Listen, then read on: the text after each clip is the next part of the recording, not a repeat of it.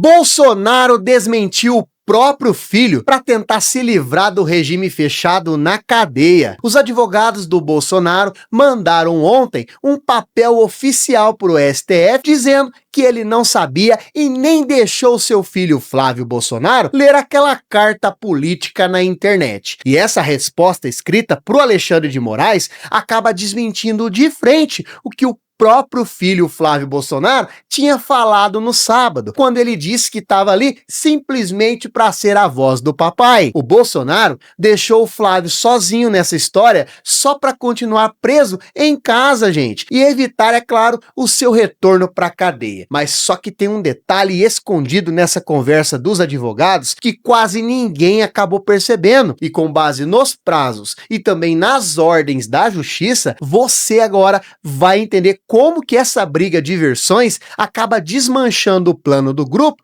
para as eleições de outubro. De acordo com os documentos oficiais, a defesa de Bolsonaro acabou respondendo dentro do prazo que foi estipulado pelo Moraes de 48 horas sobre a carta que foi lida lá pelo Flávio Bolsonaro no sábado. No texto enviado por Alexandre de Moraes, a defesa está dizendo com todas as letras que o ex-presidente não combinou nada e ele não deu autorização para o filho dele mostrar aquele papel durante a gravação ao vivo. Então essa explicação acaba jogando por terra tudo que o Flávio Bolsonaro disse no vídeo dele no final de semana, onde o senador simplesmente agradeceu ao pai por dar aquela função de recado para ele. Agora, os advogados, eles correram com essa resposta porque o medo do Bolsonaro perder a prisão domiciliar, com certeza ir diretamente para o presídio, ficou muito perto de acontecer. Para você entender por que essa confusão ela aconteceu, nós precisamos olhar o que estava rolando na família dias antes. Aquela carta que foi escrita à mão, ela com certeza, pessoal, não surgiu do nada. Ela foi o resultado de uma briga por espaço entre o senador Flávio Bolsonaro e a ex-primeira-dama Michele Bolsonaro. Sabe para quê? Para ver quem manda na campanha deste ano. Agora, o Flávio, ele queria mostrar que é o único dono dos votos do pai dele, enquanto o grupo da Michele, simplesmente eles queriam seguir outro caminho. Para tentar vencer essa disputa interna e também mostrar quem tem o poder, o Flávio foi até a casa do pai, pegou o papel e correu para a internet. E ele queria usar esse mesmo recado para calar os outros parentes, mas ele esqueceu que o Bolsonaro tem regras rígidas da justiça e ele não pode mandar mensagens para fora. E aqui, galera, tem uma esperteza que eles tentaram fazer com a lei e que acabou com certeza dando errado. Em março desse ano, o senador Flávio, ele colocou o nome dele na lista de advogados que defendem o próprio pai nos processos da justiça. Mas vamos pensar comigo aqui, por que ele fez isso? Não foi para trabalhar com processos ou até mesmo escrever papéis complicados, não. A ideia dele era usar a carteirinha de advogado como uma forma, como uma licença para entrar e sair da casa do pai na hora que ele bem quisesse, escapando, é claro, da proibição que o ministro Alexandre de Moraes tinha colocado para as outras pessoas. Então eles achavam que, fingindo ser apenas o advogado, o Flávio Bolsonaro ele podia colher ordens e também organizar as eleições sem ninguém simplesmente se incomodar. Só que o Alexandre de Moraes, com certeza ele foi lá, escreveu na decisão que o direito de o filho visitar o pai simplesmente não pode ser usado de fachada para virar escritório de política. A verdade é que a justiça ela acabou agindo que eles já tinham sido avisados antes e eles não ouviram. Na decisão, que acabou proibindo as visitas por 90 dias, o ministro acabou lembrando que o senador Flávio Bolsonaro já cometeu esse erro, já repetiu esse mesmo erro no ano passado. Em agosto daquele ano, ele acabou usando a internet para mostrar um vídeo que ele gravou com o pai dele, dando recado para os apoiadores na rua. E naquela época, esse primeiro erro foi justamente o que fez a justiça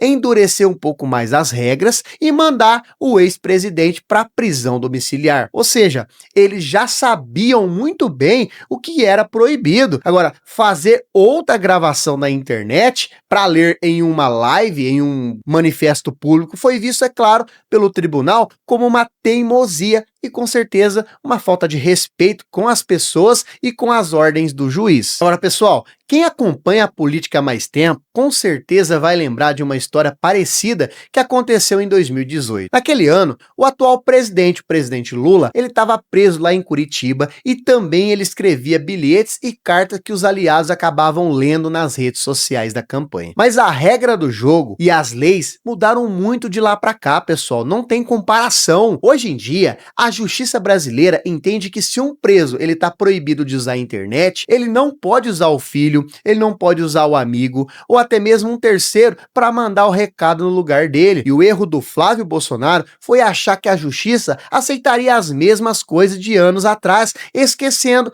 que agora a cobrança ficou muito mais apertada para o mundo todo, sem exceção. Agora, quando a gente olha o papel que os advogados entregaram, dá para ver o tamanho do susto que eles acabaram levando com a canetada do ministro. Os defensores tentaram de tudo para convencer o juiz de que o ex-presidente está cumprindo todas as regras direitinho desde o primeiro dia. Eles disseram que o Bolsonaro tem o costume de escrever desabafos no papel e que aquela carta era simplesmente apenas um texto pessoal que o filho dele foi lá e pegou e mostrou na internet sem o pai saber ou simplesmente deixar. Então é uma justificativa muito complicada para salvar o ex-presidente de voltar para a cadeia, e a defesa teve que assinar um documento dizendo que o filho agiu sozinho e que cometeu o erro por conta própria. Agora, o resultado prático dessa confusão é que o grupo político ficou com certeza sem liderança bem na hora mais importante do ano. Como o castigo vai durar 90 dias, o Flávio Bolsonaro e o pai dele estão proibidos de se ver e conversar até a metade de outubro. Isso significa que toda a reta final da campanha eleitoral e o dia da votação do primeiro turno, que é em outubro,